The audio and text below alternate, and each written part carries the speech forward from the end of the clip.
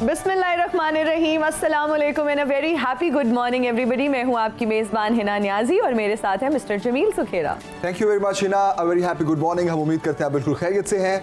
आज के शो का आगाज़ हम करेंगे ख़ानदान में बुज़ुर्गों के किरदार, उनके एहतराम पर, क्योंकि बहुत अहमियत रखती है ये बात। घर में सुकून बड़ों के दम से ही होता है और बरकत भी। इसमें कोई शक नहीं है कि बुज़ुर्ग अपनी ज़िंदगी से तजुर्बात इकट्ठे करते हुए बुढ़ापे की दहलीज पर दस्तक देते हैं तो एक मजबूत तानावर दरख्त की तरह अपनी औलाद और आने वाली नस्ल के लिए ठंडी छांव बन जाते हैं। अपने इल्म और तजुर्बे की रोशनी से उनकी जिंदगियों को मुनव्वर करते हैं। खानदान में आने वाले नए लोगों को न सिर्फ घर में बल्कि दिल में भी जगह देते हैं और अपना मुस्बत किरदार अदा करते हैं। बिल्कुल जी, और बुजुर्गों का एहतराम एक खालिस इस्लामी नजरिया है। बुजुर्गों की ताज़ीम को अल्लाह की ताज़ीम करार दिया गया है और नबी करीम सल्लल्लाहु अलैहि वसल्लम ने बुजुर्गों की इज्जत और तकरीम की तलकीन फरमाई और बुजुर्गों का ये हक जो है करार दिया कि कम उम्र अपने से बड़ी उम्र के लोगों का अदब करें, उनका एहतराम करें और उनके मर्तबे का ख्याल रखें, उनसे हुस्न सलूक से जो है वो पेश आएँ।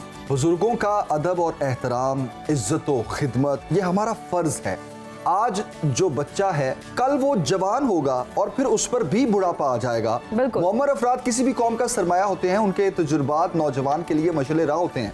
ये कीमती तजुर्बात अगली नस्ल को मुंतकिल होते हैं और तमाम उम्र के इस्तिफादे के लिए हमा वक्त पेश नज़र रहते हैं। लिहाजा आज जो हम अच्छी बात कर रहे हैं वो ये कर रहे हैं कि बुजुर्गों का एहतराम ज़िंदगी में बहुत ज़रूरी है। बहुत ज़रूरी है। और जमील, हम अक्सर देखते हैं कि वालिदैन को बच्चे जो हैं वो झड़क देते हैं और ऐसे बच्चे जो हैं वो बुजुर्गों का क्या खाक एहतराम करेंगे जो अपने वालिदैन से उसने सलूक से पेश नहीं आते। और अल्लाह ताला को ये चीज़ सख्त नापसंद है कि बुजुर्गों को झिड़का जाए। और रसूल करीम सल्लल्लाहु अलैहि वसल्लम ने भी फरमाया कि हमारे बड़ों की वजह से ही हम जो है वो खैर बरकत में हैं। बस वो हम में से नहीं जो हमारे छोटों पर रहम नहीं करता और बड़ों की शान में गुस्ताखी करता है। इसलिए हमें चाहिए कि हमें बड़ों से जो है वो हुस्न सलूक से पेश आना चाहिए और बड़ों के अदब में कमी नहीं आनी चाहिए। फिर एक तहकीक मालूम हुआ है कि जो लोग बूढ़े अफराद के लिए मनफी रवैये रखते हैं उनकी आइंदा जिंदगी में दिल से जितनी भी रिलेटेड बीमारियां हैं उनका खतरा बढ़ जाता है। बिल्कुल। तो जनाब, आज की अच्छी बात यह है कि बुजुर्गों का एहतराम करें, उनका ख्याल रखें, उनकी जिंदगी के तजुर्बात से सीखें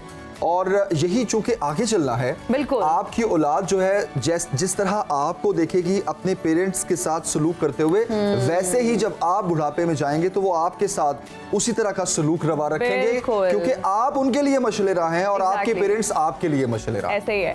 तो इसलिए हम सबको चाहिए कि अपने वालिदैन से प्यार से बात करें। अक्सर हमारे वालिदैन को कोई बात समझ नहीं आ रही होती, एज फैक्टर भी होता है, बार बार वो कुछ पूछ रहे होते हैं। और आजकल की जनरेशन में तो छोटी सी एक एग्जांपल दूंगी कि अक्सर वालिदैन फ़ोन से रिलेटेड या गैजेट से रिलेटेड बच्चों से कुछ पूछ लेते हैं जिसपे बच्चे जो है वो बहुत ज़्यादा अनॉयड फील करते हैं और बार बार। क्या बात कर दी है ना आपने। मैं अक्सर देखता हूँ कि पेरेंट्स को अगर 2 से तीसरी दफा कोई चीज बतानी पड़ जाए ना तो बच्चे इरिटेट हो जाते हैं, आपको समझ नहीं आती। अच्छा, और आप बच्चा जो है वो अपना टाइम याद करे जब आप अपने पेरेंट्स से 10-10 दफा पूछते थे ये क्या है, ये क्या है, और आपके पेरेंट्स आपको 100 दफा बताते थे बेटा ये है, इससे ऐसे करते हैं, ये इस काम आता है। तो वो तो आपसे एनॉय नहीं हुए और आपके पेरेंट्स अगर 2 से तीसरी दफा कोई चीज पूछ लें तो आप इरिटेट हो जाते हैं। तो ऐसे रवैये बदलने की जरूरत है और बुजुर्गों का एहतराम करना बहुत जरूरी है। आगे बढ़ते हैं और जुनैद जमशेद साहब की बात करते हैं।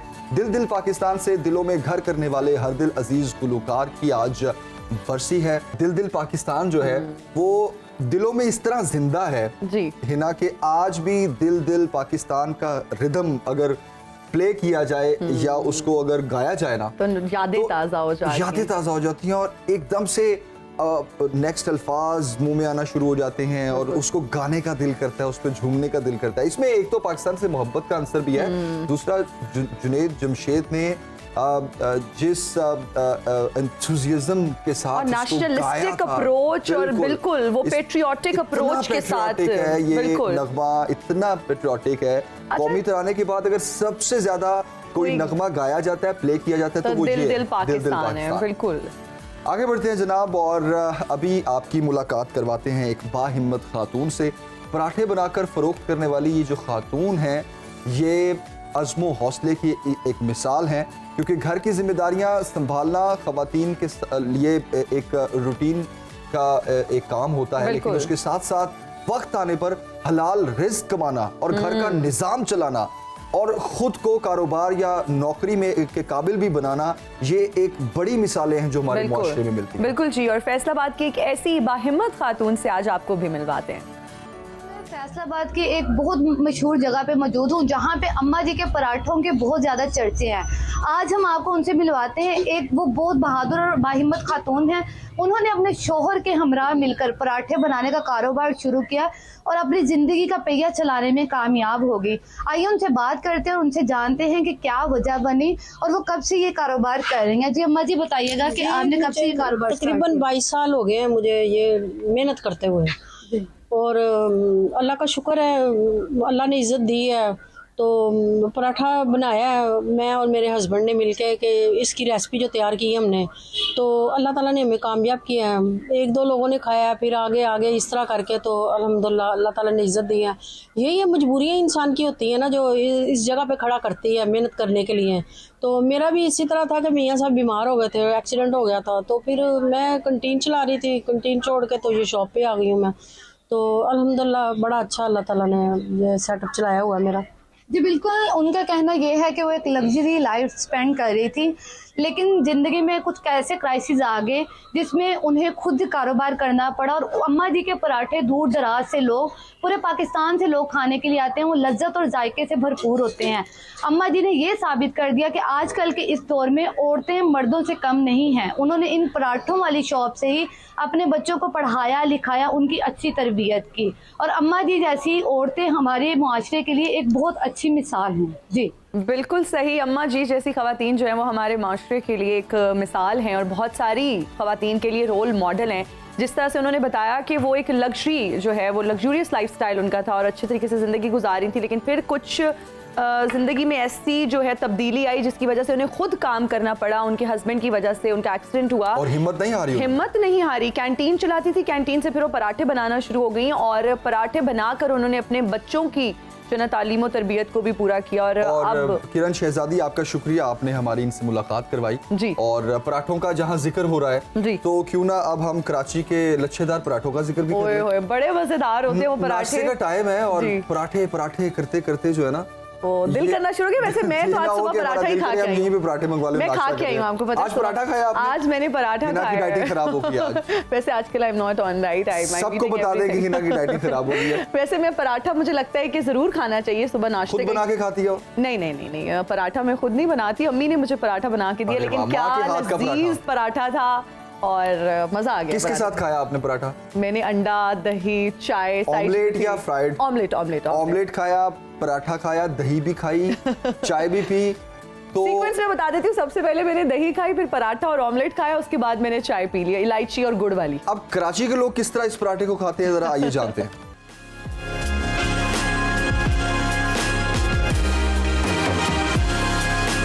लियाकताबाद 4 नंबर आएं और जाएं एक ऐसे कैफे में जहां मक्खन की खुशबू आपको गर्मा गर्म पराठा खाने की दावत देती है। पराठे के साथ खास मलाई वाली चाय नाश्ते का लुत्फ दुबाला कर देती है। पहले तो जब लियाकताबाद में रहाइश थी तो डेली आया करते थे, अब गुलशन चले गए पिछले 8-9 साल से, तो 1-2 दिन का गैप करके पूरे यार दोस्त आते थे। चाय बहुत अच्छी है इनकी, पराठा भी बहुत अच्छा है और इनका कढ़ाई वाला दूध होता है रात को, हम वो भी पीने आते हैं इधर। यहाँ का सबसे मशहूर चूरा पराठा है जिस पर मक्खन की टिकिया डालकर हाथों से चूरा किया जाता है और प्लेट में चीनी के साथ पेश किया जाता है। यहाँ बड़ी वीआईपी और पता नहीं कहाँ से कस्टमर आते हैं। बहुत ही बेहतरीन मलाई वाली चाय, सादी चाय भी है, गुड़ वाली, और दूध पत्ती भी है, दूध भी है। इलाका मकीनों के अलावा दूर दराज से भी लोग बाकायदगी से नाश्ता करने यहाँ आते हैं और तुलबा की भी बड़ी तादाद होटल पर दोस्तों के साथ नाश्ता करती है। कैमरामैन एरिक परेरा के साथ आसिफ अली सैयद, सुनो टीवी, कराची।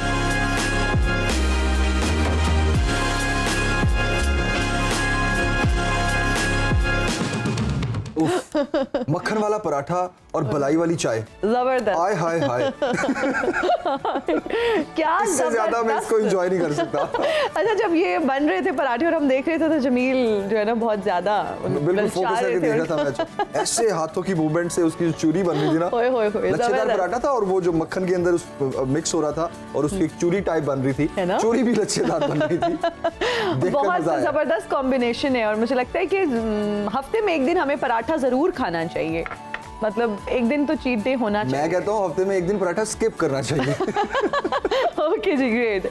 और अब बात करते हैं एक ऐसी चीज की जो हमें सर्दियों में जो है वो हर रेडी पर तकरीबन नजर आती है, बहुत सस्ती है, लेकिन हम उस तरह से उसकी तरफ तवज्जो नहीं देते। सर्दियों के दौरान हम एक बहुत जो है ना इम्पोर्टेंट चीज देखते हैं जिसका नाम है सिंघाड़ा, और बहुत सारी रेडी वालों को हम सिंघाड़े बेचते हुए देखते हैं। ये एक पानी में उगने वाली सब्जी की किस्म है और उनके लिए जो है सेहत की अगर बात की जाए तो सेहत के लिए बहुत अच्छी और बेपनाह इसके फ़वायद हैं। और अगर इसकी ग़िज़ाइयत की बात की जाए तो इसमें मैक्रो के साथ साथ माइक्रो न्यूट्रिएंट्स भी मौजूद हैं। इसमें प्रोटीन, विटामिन बी, सी, आयरन, कार्बोहाइड्रेट्स, कैल्शियम, फास्फोरस और बहुत सारी और मिनरल्स भी पाई जाती हैं। बिल्कुल। और अगर इसके फवायद की बात करें नाज़रीन तो सिंघाड़ा जो है वो तवानाई का बेहतरीन जरिया है, जिस्म की हरारत को बरकरार रखता है, हीट स्ट्रोक को कंट्रोल करता है, यरकान का इलाज भी है, इसमें एंटीऑक्सीडेंट्स भी हैं, एंटीवायरल भी है, एंटीबैक्टीरियल भी है, बदहज़मी और मतली को भी दूर करता है, खांसी को भी दूर करता है, हाई ब्लड प्रेशर से लड़ने में मदद करता है, और इसके अलावा ये सेहतमंद बालों के लिए बहुत अच्छा है। फुल ऑफ मैग्नीशियम और पोटाशियम है ये। और अब अगर देखा जाए तो इतने फ़वाइद इसके नज़र आ रहे हैं, तो हम इसको किस तरह स्किप कर सकते हैं? हमें ज़रूर इसको सर्दियों में खाना चाहिए क्योंकि बड़े कम टाइम के लिए आते हैं और गोइटर और थायराइड के जिन लोगों को मसाइल होते हैं उनके लिए भी ये बहुत अच्छा है। इतने ज़्यादा इसके फ़वाइद हैं और हम जब रेडियो पे देखते हैं तो हम इग्नोर करते हैं और हमारी कोशिश होती है कि हम ड्राई फ्रूट्स ले लें। ड्राई फ्रूट्स भी आप ज़रूर ख़रीदें, लेकिन इस तरह की जो सब्ज़ी है जो कि बहुत रीज़नेबल भी है, कुछ ही टाइम के लिए आती है, ज़्यादा अरसे के लिए आती भी नहीं है। आपको चाहिए कि जब आप गुजर रहे हो, ऑफिस से आ रहे हो, कहीं जा रहे हो और अगर आपको ये सिंघाड़ा नज़र आए तो उसको इग्नोर मत करें, खुद भी खाएं, अपने बच्चों को भी खिलाएं और इसके न्यूट्रिएंट्स से भरपूर फ़ायदा उठाएं। अच्छा, बनाने का जहाँ तक इसका तरीका है, उसमें आप रेडी पे ये आपको बॉइल्ड भी मिलते हैं। अच्छा, लाइक आप वहीं पे खाएं इसको, जिस तरह शकरकंदी मिलती है जी, ठीक है, स्वीट पोटैटो जिस तरह आपको रेडी पे मिलता है जो कि बॉइल्ड होता है। अच्छा, वो बॉइल्ड होता है कोयले में और ये बॉइल्ड होता है पानी में। जी जी जी, ठीक है। तो ये इसको खाने का भी बड़ा मजा है और रेडी पे खाने का तो अपना ही मजा है। वो रेडी पे गरम गरम होते हैं बेसिकली, जबरदस्त। तो आप अगर उसको घर ले जाते हुए वो ठंडे भी हो सकते हैं। अच्छा, अब ये तो एक वैसे ही मैं बता रहा हूँ ना कि रेडी पे खाने का अपना मजा है। वैसे लोग ये भी करते हैं कि कच्चा लेते हैं, घर में आके इसको बॉईल करते हैं, नमक काली मिर्च डाल के इसको खाते हैं। और बच्चों के लिए बहुत अच्छा है, ये बहुत अच्छा है। और जो लोग ये सोचते हैं कोई ऐसी चीज परचेज करने से पहले कि कैसे खाएं, बच्चों को किस तरह से खिलाएं, तो YouTube ने हमारी जिंदगियों को इतना आसान बना लिया। आप कोई भी चीज खरीदते हैं, आप छोटी सी एक एग्जांपल देते हैं, अगर आप गोभी खरीदते हैं, हमने भी आपकी जिंदगी को आसान बना हम आपको, अगर YouTube पे आपको सही तरीका नहीं मिलेगा, हम आपको बताएंगे कि आपने इसको किस तरह बॉईल करना है और किस तरह खाना है। और जमील देखिए ना, आजकल तो हम कुछ भी खरीदते हैं, अगर आप गोभी भी खरीदते हैं और आपको इनोवेटिव तरीका नहीं आ रहा कि बच्चों को किस तरह से गोभी खिलाएं, आप YouTube पे टाइप करें, सैलेड्स अवेलेबल हैं, डिफरेंट रेसिपीज अवेलेबल हैं, इवन सैंडविचेस में भी इस्तेमाल की जाती है। समोसे बहुत अच्छे बनते हैं, समोसे सैंडविचेस में कल देख रही थी, समोसा बहुत अच्छा मजे का बनता है। अगर आप घर में बनाए बच्चों के लिए, जबरदस्त। आलू और गोभी डाले उसमें, गोभी को क्रश नहीं करना, जब वो क्रश हो जाएगी ना तो वो आलू के साथ ना बिल्कुल मैश हो जाएगी। तो आपने गोभी को थोड़ा थोड़ा बड़ा रखना है। मुझे बताएं पहले किस जगह कहाँ शेफ थे, मतलब जब भी जमील कोई ऐसी चीज बनाते हैं, वो आलू के साथ जब आपके मुंह में आएगी तो वो घुलने की बजाय ना आपको उसका टेस्ट आएगा, आप उसको चबाएंगे तो उसका एक मजा आएगा।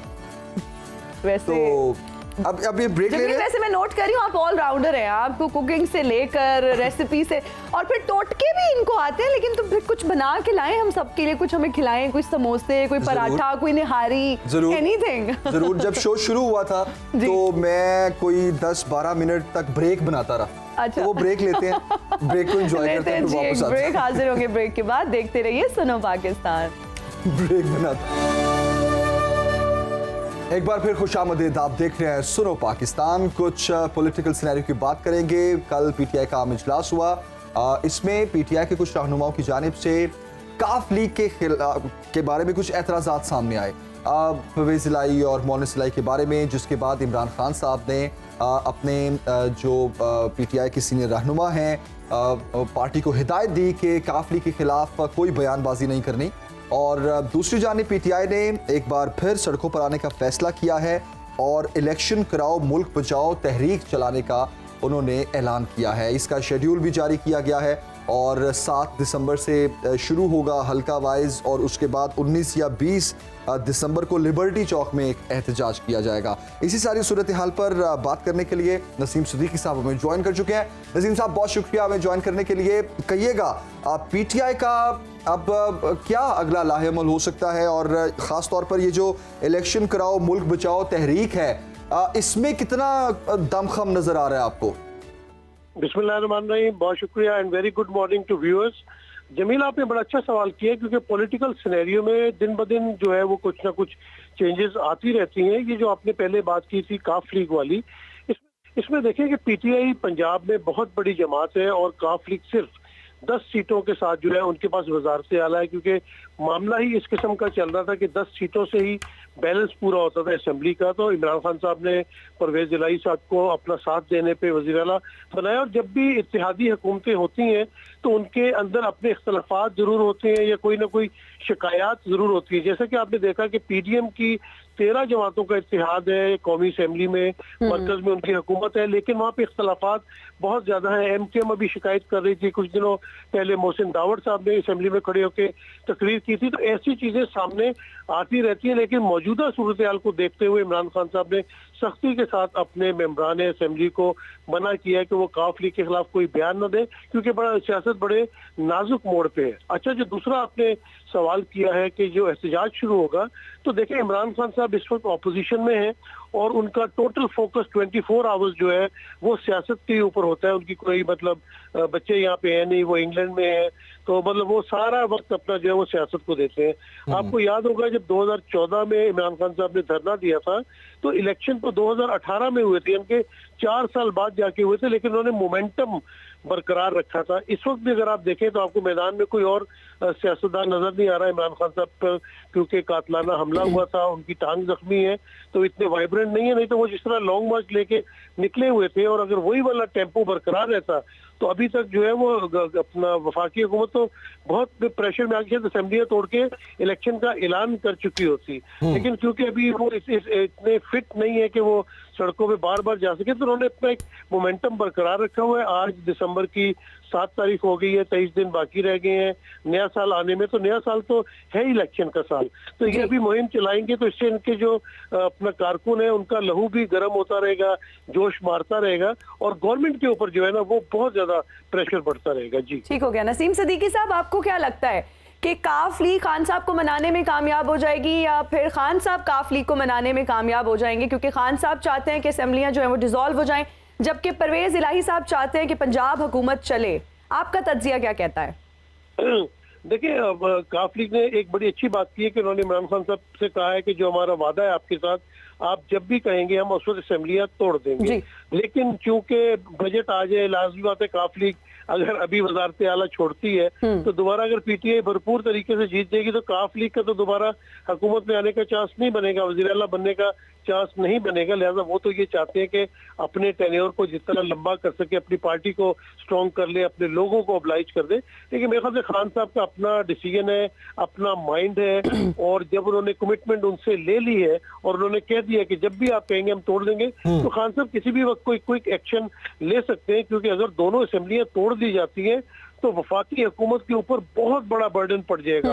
उसकी 2 वजूहात है। उसकी एक वजह यह है कि अगर दोनों असेंबलियां तोड़ दी जाएंगी तो वहाँ इतना भरपूर इलेक्शन अनाउंस होगा कि जिस तरह पूरे पाकिस्तान में एक इलेक्शन का माहौल बन जाएगा, और वहाँ पे पीडीएम जब हुकूमत में रहते हुए, यानी वफाकी हुकूमत में रहते हुए इलेक्शन में आएगी, तो आवाम तो उनको उठा के बाहर फेंक देंगे, क्योंकि आवाम उनसे बहुत तंग है महंगाई की वजह से। तो ये बहुत बड़ा प्रेशर होगा, हो सकता है उनको वफाकी हुकूमत भी जो है कौमी असेंबली को भी तोड़ना पड़ जाए। तो इमरान खान साहब किसी भी वक्त कुछ भी फैसला कर सकते हैं। इमरान खान साहब का इस वक्त जो वेट है, मैं कहूँगा वो काफ लीग के बनिस्बत वो बहुत हैवी वेट है। अच्छा, खान साहब ने तो ये कहा है पार्टी वर्कर्स को कि इलेक्शन की तैयारी करें और भरपूर कैंपेन चलाएं, तो नसीम सिद्दीकी साहब, आपको लग रहा है कि कोई मार्च अप्रैल तक कोई ऐसी खबर आ जाए कि, या उससे पहले, कि असेंबलीज डिसॉल्व हो रही हैं? क्योंकि असेंबलीज डिसॉल्व होने के बाद अगर इंतखाबात कॉल होते हैं तो वो मेरे ख्याल में मार्च में रमज़ान शरीफ आ रहा है, तो कोई अप्रैल के बाद जाकर फिर ये सूबाई इंतखाबात होंगे। आपको सूरत हाल क्या लग रही है? जी बिल्कुल, आपने सही तजिया किया जमील। देखें, अभी अगर दिसंबर के एंड में या जनवरी में जाके असेंबलियां तोड़ दी जाती हैं तो 90 दिन के लिए निगरान हुकूमत आएगी। तो हो सकता है ये कैलकुलेशन खान साहब ये करें कि अपना ईद कब खत्म हो रही है, रोजे कब खत्म हो रहे हैं और उससे पहले 90 दिन कब बनते हैं। तो इस कैलकुलेशन को करके अभी ये एक उनके ऊपर प्रेशर बिल्टअप रखेंगे और उसके बाद उस कैलकुलेशन के बाद जाके ये असेंबलियां नए साल में जाके तोड़ सकते हैं, ताकि 90 दिन के बाद इलेक्शन अनाउंस हो जाए। और वो फिर वही लग रहा है कि अप्रैल के बाद जो है वो इलेक्शन पाकिस्तान में हो सकते हैं, बिल्कुल हो सकते हैं जी। और नसीम सिद्दीकी साहब, आपके ख्याल में एक सियासी खला जो पैदा हो जाएगा अगर असेंबलीज डिसॉल्व हो जाती हैं, आपको नहीं लगता कि एक टेबल पर बैठना चाहिए इस वक्त हुकूमत को भी और अपोजिशन को भी, और ये तय करना चाहिए कि असेंबलीज डिसॉल्व करने की बजाय और एक इतना बड़ा बजट सूबाई सीट्स पर जो इंतखाबात होने हैं उन पर वो बजट खर्च करने की बजाय, जब हम पहले ही हमारे पैसे ही नहीं है, गरीब ममालिक हमारा, आप देखिए ज़र मुबादला कल खबर आ रही थी कितना डाउन चला गया है, तो बेहतर ये नहीं है कि एक मेज़ पर बैठ के ये डिसाइड किया जाए कि अर्ली इलेक्शंस करवा लिए जाएं, जनरल इलेक्शंस? जमील, बहुत अच्छा सवाल है आपका, और आपने जो मईशत का जिक्र किया, वाकई इस वक्त पाकिस्तान की मईशत किसी से नहीं संभाली जा रही है। इनके साझेदार साहब जो लंदन बैठ के दावे करते थे, आज वो दावे भी पूरे नहीं कर पा रहे। तो आपने बहुत अच्छी बात की, सियासतदानों को तो चाहिए कि हमेशा मिल बैठ के इकट्ठे बैठे और पाकिस्तान के मसाइल का हल निकाले। मैंने आपके पहले भी प्रोग्राम में बात की थी कि सियासतदान जब इतनी लड़ाई उनकी उरूज पे पहुंच जाती है कि वो जिस किस्म की गुफ्तगू करते हैं, जिस किस्म के अल्फाज एक दूसरे के लिए इस्तेमाल करते हैं और एक दूसरे के साथ बैठने पे तैयार नहीं होते, फिर तीसरी कुव्वत को उसमें मौका मिलता है इंटरफेरेंस करने का, और फिर ये कहते हैं कि जमहूरियत के ऊपर जो है वो शक खून मार दिया गया है। तो बिल्कुल इन्हें मिलजुल के साथ बैठना चाहिए। लेकिन दूसरी बात यह कि इमरान खान साहब या पीटीआई बार बार जो इलेक्शन का कह रही है, उसकी वजह ये कि पाकिस्तान में एक बेयकीनी की सूरत हाल बहुत ज्यादा है, और बेयकीनी की सूरत हाल की वजह से ना फॉरेन इन्वेस्टर आ रहा है, IMF भी नाराज है। जब IMF नाराज होता है तो बाकी मालियाती इदारे भी आपकी मदद नहीं करते। तो इस गुमगू की कैफियत से बाहर निकलने के लिए इलेक्शन बहुत जरूरी है। जिस तरह इस वक्त जरदारी साहब कहते हैं पंजाब में, लाहौर में आके बैठ गए और पंजाब हुकूमत में कुछ चेंज ला सकते हैं, भाई आप चेंज ले आए। चेंज लाने के बाद आप परफॉर्म क्या करेंगे? ये सिर्फ आप हुकूमत ना खेलें इस वक्त कि हमने उसकी हुकूमत गिरा दी, हमने उसकी हुकूमत गिरा दी। इस चक्कर में पाकिस्तान का बहुत नुकसान हो रहा है। जब अप्रैल में ये सब लोगों ने वोट ऑफ नो कॉन्फिडेंस लाए थे तो पाकिस्तान की मईशत बहुत अच्छी थी, बड़ी अच्छी तरह पटरी पे चढ़ गई थी। गो के कोविड का दौर गुजर चुका था और वर्ल्ड बैंक ने, दुनिया ने तारीफ की कि पाकिस्तान के अंदर इंडस्ट्री बंद नहीं हुई, और आज इंडस्ट्री बंद हो रही है। तो आप इससे अंदाजा लगाएं कि मईशत को आने वाली हुकूमत ने या जो भी तजुर्बा किया गया, एडवेंचर किया गया, इससे पाकिस्तान को कितना नुकसान पहुंचा है। जी बिल्कुल सही कहा नसीम सिद्दीकी साहब आपने। अच्छा, 2 दिन पहले तक बैकडोर राब्तों की खबरें आ रही थी, आपको क्या लगता है कि हुकूमत और ऑपोजिशन को एक मेज पर बैठने की क्या कोशिशें की जा रही हैं, बिठाने की कोशिशें की जा रही हैं? आपने हिना बहुत अंदर की बात पकड़ के बताई है, बड़ी इंफॉर्मेटिव है आप माशाल्लाह। ये देखिए हिना, इसमें बात ये है कि मुलाकातें तो होती रहती है। जो सेकंड और थर्ड टियर के पॉलिटिशियंस है ना, ये आपस में मिलते रहते हैं, इनकी रिश्तेदारियां भी होती हैं। ये चाहते हैं कि तमाम मामला मिलजुल के चले। लेकिन आपको पता है कि जो फैसला है वो पीटीआई की तरफ से इमरान खान साहब ने करना है, नून लीग की तरफ से नवाज शरीफ ने करना है, पीपल्स पार्टी की तरफ से जरदारी ने, मौलाना ने। तो जब तक ये लोग मिलजुल के नहीं बैठेंगे ना, तब तक कोई फैसला नहीं होगा। क्योंकि देखिए, एस्टेब्लिशमेंट के साथ भी नवाज शरीफ साहब डायरेक्ट राब्ते में रहे। नवाज शरीफ ने फैसले किए, जो भी फैसले किए शहबाज शरीफ के साथ मिलकर।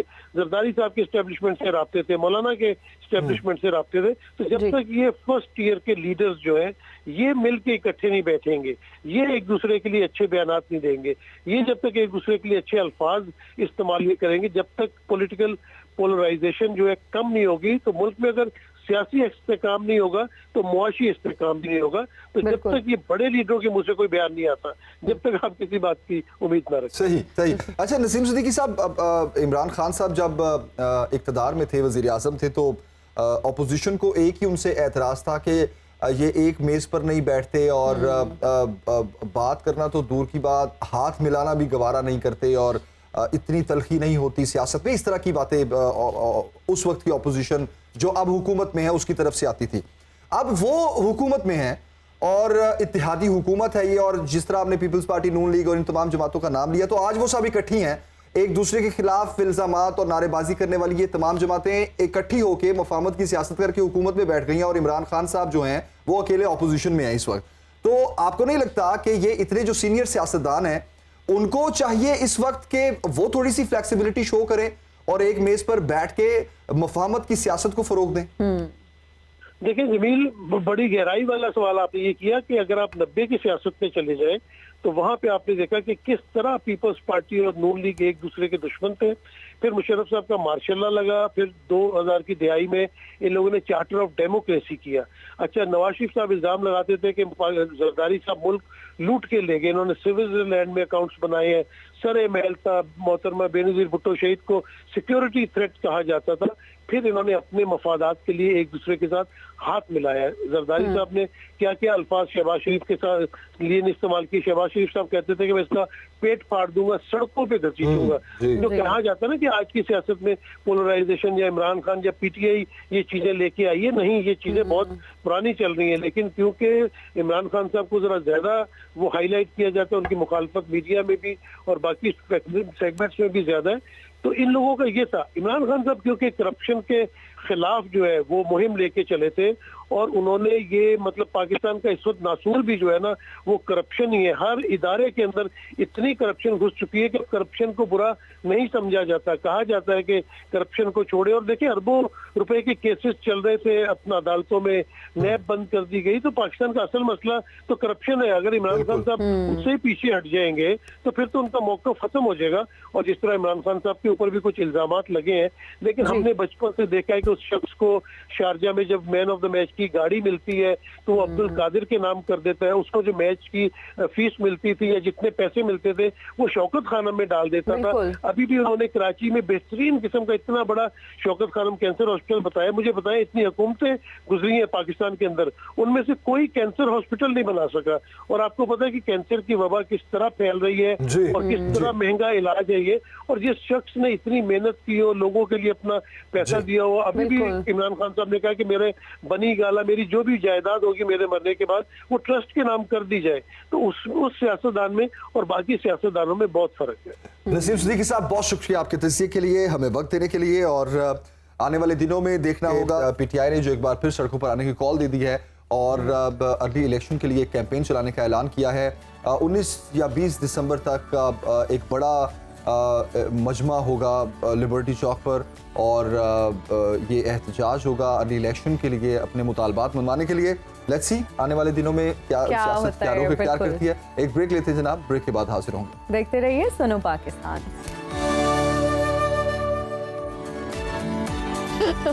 And you're right back after the break. You're watching सुनो पाकिस्तान और अब शेयर करेंगे आपसे कुछ इंटरेस्टिंग खबरें, कुछ इंटरनेशनल न्यूज। जमील, आज पहली खबर आपके पास क्या है? बिल्कुल, पहली खबर ये जनाब के वली अहद शहजादा मोहम्मद बिन सलमान ने नियोम में समंदरी सयाहत के लिए जजीरा संदाला मंसूबे का ऐलान कर दिया है और लग्जरी समंदरी सयाहत का ये एक नुमाया मरकज बन जाएगा। जजीरा संदाला जो है बुहराए अहमर में सैरो सयाहत का अहम तरीन दरवाज़ा और सयाहों के बेहतरीन तफरी का मकाम होगा। आपको हम इसके कुछ मनाजिर भी दिखाते हैं, ये तस्वीरें आप देख सकते हैं। इंतजामिया के मुताबिक तवक्को की जा रही है कि संदाला जजीरा जो है 2024 के शुरू में सयाहों के इस्तकबाल के लिए बिल्कुल तैयार हो जाएगा। और इस मौके पर वली अहद शहजादा मोहम्मद बिन सलमान ने कहा है कि संदाला मंसूबा जो है अब ये न्योम मंसूबे में तेज रफ्तार तरक्की का आगाज है, जिसके जरिए हमारा विजन 2030 के मुताबिक सयाहती उमंगें पूरी हों। बिल्कुल जी, और मुझे लगता है कि फ्यूचर में जब ये मंसूबा कंप्लीट हो जाएगा तो एक बहुत ज़बरदस्त जो है वो पोटेंशियल टूरिस्ट स्पॉट बन जाएगा। अच्छा, आप देखिए सऊदी अरब में माशाल्लाह इससे पहले भी एक जो खबर आई, एक पूरा शहर आबाद होने जा रहा है और बिल्कुल पोल्यूशन फ्री वो शहर होगा। बिल्कुल, और हाई स्टैंडर्ड्स उसमें होंगे और बहुत क्या उसको कहेंगे, फुल ऑफ टेक्नोलॉजी और बड़ा फ्यूचरिस्टिक सा उसका डिजाइन है जी। और आप देखें कि उसी के साथ अगर लिंक किया जाए इस सयाहती मकाम को भी तो कितना बड़ा पोटेंशियल है। और जमील, कहा जा रहा है कि इस मंसूबे में एक यॉट क्लब बनाया जाएगा जो कि समंदरी सयाहत को जो है वो बहुत ज्यादा फरोग देगा और बहुत बड़ा ये यॉट क्लब होगा जहाँ पर लोग जो है आएंगे और बिल्कुल बहुत ज़्यादा उनके लिए एंटरटेनिंग होगा। लगता है कि इस तरह की चीज़ें बनती रहनी चाहिए। वैसे पाकिस्तान में बहुत पोटेंशियल, अगर हम गवादर की बात करें तो we have so much potential, बस हमें जो है ना सही लोगों की ज़रूरत है, और इस तरह की जो सही लोग जो वहाँ जाएं, नहीं जो मौके फराहम करें, इस तरह के प्रोजेक्ट्स पर काम करें। हुकूमत को चाहिए कि इस तरह के प्रोजेक्ट्स पर काम करें ताकि जी ताकि टूरिज्म इंडस्ट्री जो है वो फ्लरिश कर सके। लेकिन हम तो अनफॉर्चुनेटली अपनी उन मसाइल से बाहर नहीं निकल पा रहे। इल्ज़ाम तराशी, ब्लेम गेम, मुझे नहीं लगता कि फ्यूचर में कोई इस तरह की हम खबर पाकिस्तान। अब तो वो बॉडी भी खत्म कर दी गई है ना, आपने क्या टॉपिक छेड़ दिया। अगर आप बात करेंगी ना तो मैं तो फिर पूरा कच्चा चक्का खोल दूंगा कि गवादर की जो बॉडी थी उसमें कौन कौन से इदारे शामिल थे, फिर किस तरह किसको माइनस किया गया, उस बॉडी को किस तरह डिसॉल्व किया गया, और कितना अच्छा वो काम कर रही थी, और उसकी सिक्योरिटी यकीनी बनाना बहुत जरूरी है। और तफरीह के अलावा वो तो हमारा एक मुआशी हब बनना है, और उसमें इतनी ताखीर की वजह समझ बिल्कुल नहीं आ रही। खैर किसी दिन बात करेंगे इस पर। आगे बढ़ते हैं और एक और इंटरेस्टिंग खबर आपसे शेयर करते हैं। साइंसदानों की बैनुल-अक़वामी टीम ने दुनिया का सबसे छोटा स्पेक्ट्रोमीटर तैयार कर लिया है, और माहिरीन की बैनुल-अक़वामी टीम ने दुनिया का सबसे जो छोटा स्पेक्ट्रोमीटर तैयार किया है। उनका ये कहना है कि साइंसी और तिबी मकासद के लिए इस्तेमाल हो सकता है, और इस इजाद से स्मार्टफोन कैमरे से लेकर माहौलियाती तहकीक की नई राहें खुलेंगी, और इसके इस्तेमाल की जो फहरिस्त है वो बहुत ज़्यादा तवील है। और फिनलैंड ऑल्टो की टीम ने बैनुल-अक़वामी इश्तराक से ये अहम काम किया है, जिसकी तफसील जनरल साइंस में शाया हुई है, और इसे 2 डायमेंशनल सेमीकंडक्टर पर बनाया गया है, जो अपनी छोटी जो है जिसामत की वजह से बहुत ज़्यादा पॉपुलर भी हो रहा है, बहुत ज़्यादा ताकतवर और मौसर है। और माइक्रोचिप जो है इसमें लगी हुई है, जो कि मसनूई जहानत और एल्गोरिदम के तहत काम करती है। बिल्कुल। और देखिए टेक्नोलॉजी की दुनिया में हम देखते हैं आए रोज इनोवेशंस हो रही हैं, बहुत ज्यादा इनोवेशंस हो रही हैं। अच्छा, आपको मैं इस चिप से मुतालिक एक और इंटरेस्टिंग बात बताऊं कि चाइना में और जापान में भी बहुत तजुर्बात हो रहे हैं। एक इसी तरह एक माइक्रोचिप तैयार की जाएगी। Basically it will be a smallest hard disk जो आपके दिमाग में लगाई जाएगी, फिक्स कर दी जाएगी, लगाई जाएगी। और होगा क्या? ये उनके फ्यूचर के प्लान्स हैं। You will be shocked to know that कि आपने डॉक्टर बनना है, ठीक है, तो डॉक्टर की चिप लगी, आपको पढ़ने की जरूरत नहीं है, आपके अंदर सारी जो इंफॉर्मेशन है। Oh my God, don't tell me. Yes, आपने इंजीनियर बनना है और वो चिप लगेगी और आपके अंदर सारा एक इंजीनियरिंग की दुनिया का जितना भी खजाना है ना वो आपके अंदर।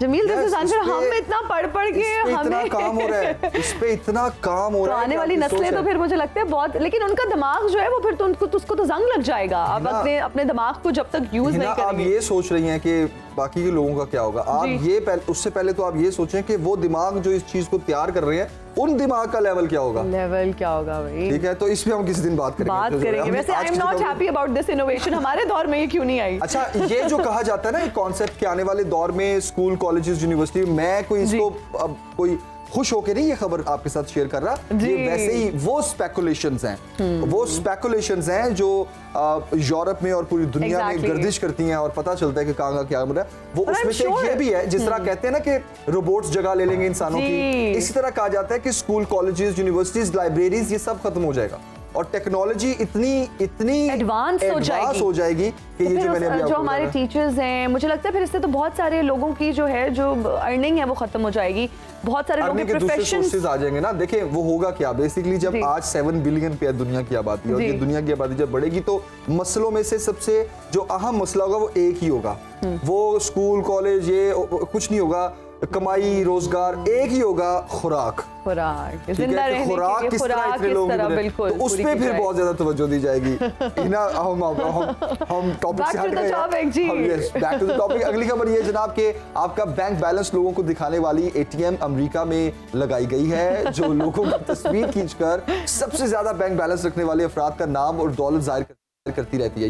ये देखिए, आपको हम वो लिस्ट भी दिखाते हैं। आप पाकिस्तानी हो या अमेरिकन, कई अफराद अपना बैंक बैलेंस और ये दिखाने में, अपनी प्रॉपर्टी दिखाने में बड़ी दिलचस्पी रखते हैं। अब ऐसे ही लोगों के लिए एक ATM रखी गई है जो इसे इस्तेमाल करने वालों के बकिया बैंक बैलेंस को वाज़ेह तौर पर जाहिर करती है। मियामी के साहिल पर जो है वो आर्ट बेसल पर एक मुख्तलिफ मशीन लगाई गई है। नेक्स्ट खबर पे चला गया। नहीं, यही खबर का ही ये पार्ट है। उस पर एक ऐसी मशीन लगाई गई है जिसे न्यूयॉर्क के इदारे ने जो है उसकी बुनियाद रखी है, जिसमें तो है एक आर्ट गैलरी भी बनाई गई है और उसके इश्तराक से इसको ये वहाँ पर लगाया गया है। और ये जो ATM मशीन है, जब भी वहाँ पर कोई जाएगा, और कहा यह जा रहा है कि एक ऐसा स्पॉट है जहाँ पर सिर्फ अमीर तरीन लोग ही जा सकते हैं।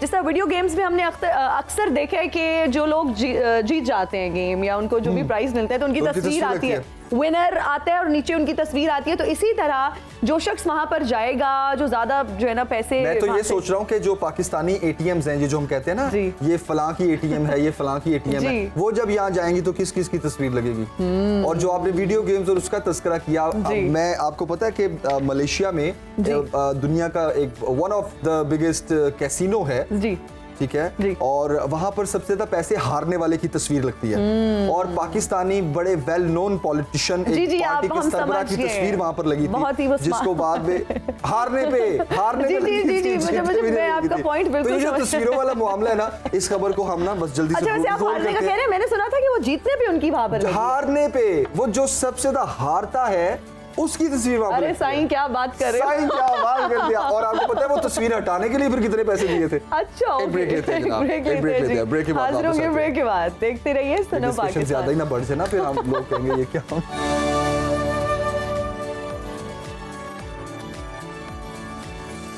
And we are right back after the break. You're watching सुनो पाकिस्तान। ते सारी कोशिश होंदी है कि सुनो पाकिस्तान दे विच ऐसा तुहानू ऐसे लोगों नाल मिलवान दे रहे पाकिस्तान वास्ते कुछ ना कुछ करेंदे रहने। ते हुण इस वक्त तेरे असा शख्सियत नाल तुहारी मुलाकात करवाउण वेंदे पिया।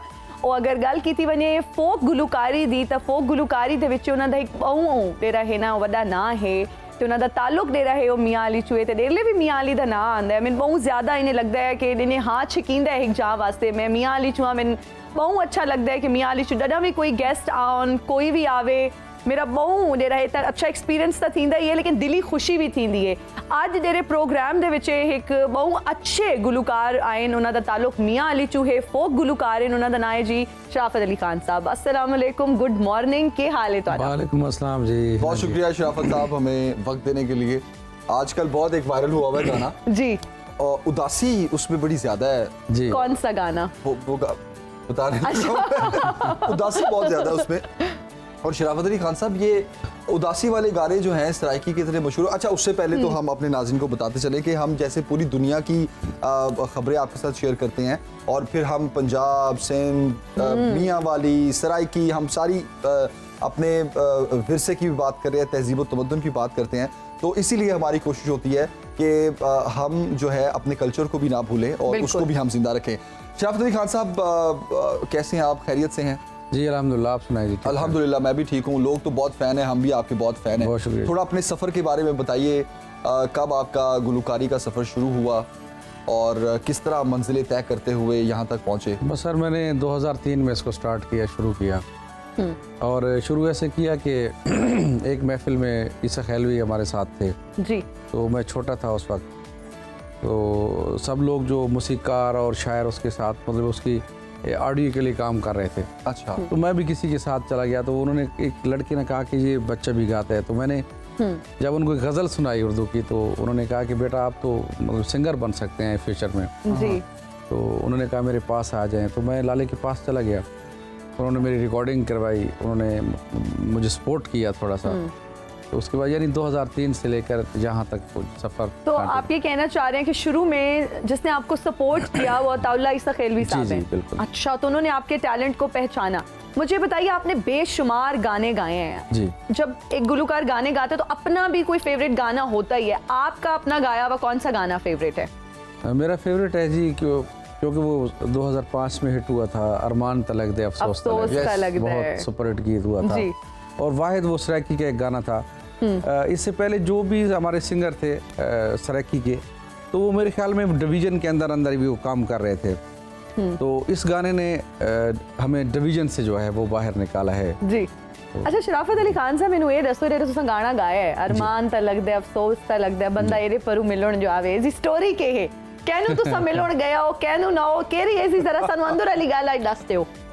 बस ये शायर दा थीम है जी। हिना नियाज़ी साहबा वो एक शायर है, इमरान उदास, बहुत अच्छा शायर है। हाँ जी। ते उन्हें लिखे है, लेकिन वो जब वो दसे कि मैं क्यों लिखे है, मतलब मैं एक एक दोस्त के घर गया, महबूब के घर, ते बारिश लानी पई, सर्दियां दा मौसम है। अच्छा। तो मैं को बेशुमार दफा मतलब बुआ खड़काया, लेकिन उस बुआ नहीं लाया मेरे को। हाय हाय जालिम। तो मैं मतलब वो सिना वाल के घर लगाया। ओए होए। फिर उठे वक्त मैं सुबह जरा ने गाना लिखा है भाई, एडी करके चेट में लाना वा आगू मूड जनाब दे हो रहे। गल गल ते झिणका मिलदियां हैं, ओ तू बेरुखियां दे जोर हैं। साकू देख के कंड कर बावे, बंदा आपको भा चलावे। अरमान ता लगदा है। परले शहर देखी जाए। अरमान ता लगदा है। सारा नहीं समझ आया मुझे, लेकिन वो कह रहे हैं कि मैं भा चलावा अपने आप नु, मतलब मिलने आग लगा दूं खुद को। मतलब मैं महबूब के घर गया और महबूब ने कोई लिफ्ट ही नहीं कराई और गीला मैं वापस आ गया हूं।